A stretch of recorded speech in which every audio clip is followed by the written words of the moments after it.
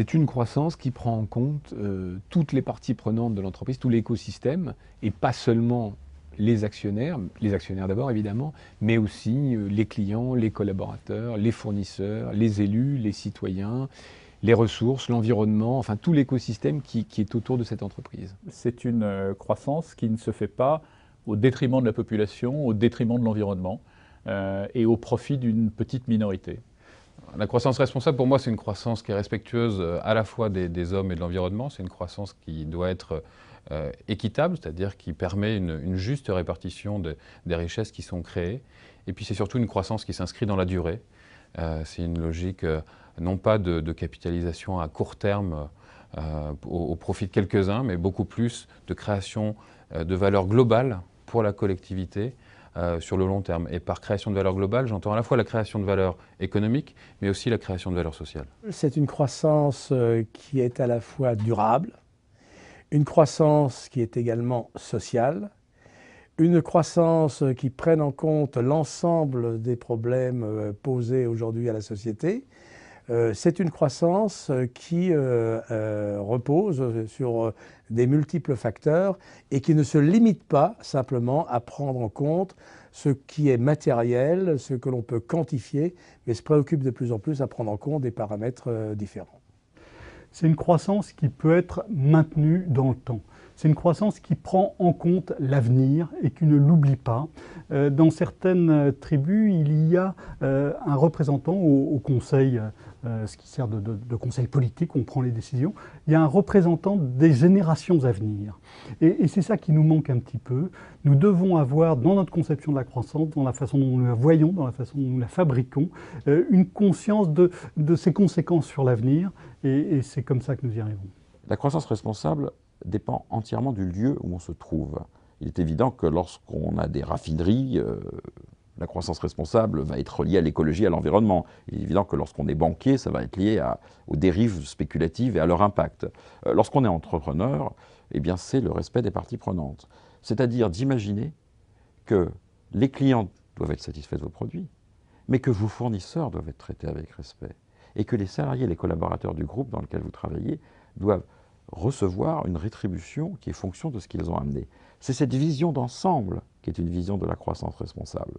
Et c'est comme cela, en tout cas, que je la conçois personnellement dans mon entreprise. C'est une croissance avant tout harmonieuse, harmonieuse entre tous les éléments de la société, que ce soit les salariés, que ce soit des salariés du secteur public, du secteur privé, que ce soit des chefs d'entreprise à qui on doit continuer à donner envie d'entreprendre.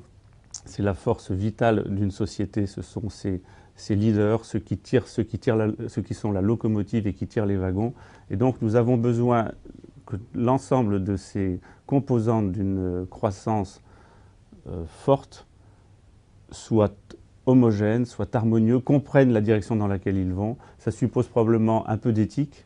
Cette éthique a été un peu oubliée par l'économie car on a beaucoup enseigné que les règles économiques n'avaient rien à voir avec les règles d'éthique et je pense que c'est un des fondements sur lesquels il faudra évoluer. C'est une croissance qui arrive à concilier en même temps la croissance économique, mais également la croissance sociale, au sens du bien-être de l'individu, et également une croissance environnementale, en tout cas qui arrive à concilier, là on n'est plus sur la notion durable, mais la pérennité de la planète et des ressources dont nous disposons. Donc la croissance responsable, c'est un ensemble de choses. Au sein de la Fondation, notre objectif, c'est de faire travailler des gens d'entreprises, de petites et de grandes, et encore une fois d'autres représentants de la société civile pour définir qu'est-ce que doit être et comment travailler tous ensemble pour définir la croissance responsable. Si on reste sur le niveau chef d'entreprise, qui est finalement mon domaine, si j'ose dire, eh bien moi je suis persuadé que les chefs d'entreprise doivent avoir une responsabilité sociale en tête, c'est de se dire je ne suis pas uniquement en charge et responsable de la croissance de ma propre entité, de ma propre entreprise, mais également bien comprendre les impacts que cette croissance a vis-à-vis de l'ensemble de la société. Moi, je crois beaucoup dans le fait que l'épanouissement des gens dans le travail, ce qui est un horizon, qui n'est pas une donne au quotidien, est un bon signe, un bon curseur pour voir si finalement le système économique et la croissance qu'il peut générer est durable, si finalement les êtres humains qui vivent sur la planète s'y retrouvent en tant qu'entrepreneurs, salariés. Je crois que c'est un bon indicateur pour voir si effectivement on va avoir une croissance qui va être durable au service finalement des hommes. Je dirais une croissance équilibrée et une croissance visant le long terme, donc équilibre et long terme.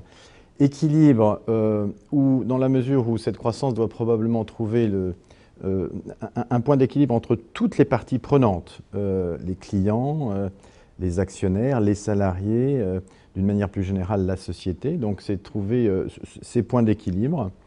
Et deuxièmement, le long terme. Je pense que le monde dans lequel on est impose d'avoir la capacité d'avoir une vision de long terme par opposition à des choix qui seraient trop tirés vers le très court terme. La croissance est absolument indispensable et force est de constater qu'elle doit être beaucoup plus responsable qu'elle n'a été jusqu'à maintenant. Ça passe de mon côté par un accord, une collusion, une vraie collaboration entre tous les acteurs. C'est ce qu'on appelle l'économie partenariale, où en fait il y a véritablement un pacte économique, un pacte politique, un pacte social entre tous les acteurs, privés, publics, les citoyens, au niveau national, au niveau régional. L'Europe a certainement un rôle à jouer, et au niveau mondial, et c'est là tout l'enjeu des prochaines années. Et un acteur comme Microsoft, les acteurs privés, évidemment, doivent être là pour donner les bonnes impulsions, pour donner l'élan. Mais ça passe véritablement par un pacte et un vrai partenariat de tous. Je pense que le postulat autour de la croissance change. La croissance n'est pas une fin en soi. Je pense qu'aujourd'hui, on dit la croissance, oui, mais. Une croissance, oui, mais une croissance pérenne. Pérenne, ça veut dire une croissance raisonnée, une croissance qui ne met pas en péril les générations futures, une croissance qui respecte les ressources naturelles. On dit une croissance, oui, mais on dit une croissance qui bénéficie au plus grand nombre. Et ce n'est pas un acte de démagogie de dire ça, c'est simplement de reconnaître que cette croissance ne peut s'exercer que si le plus grand nombre y participe. Et pour y faire participer le plus grand nombre, il faut qu'ils s'en bénéficient aussi.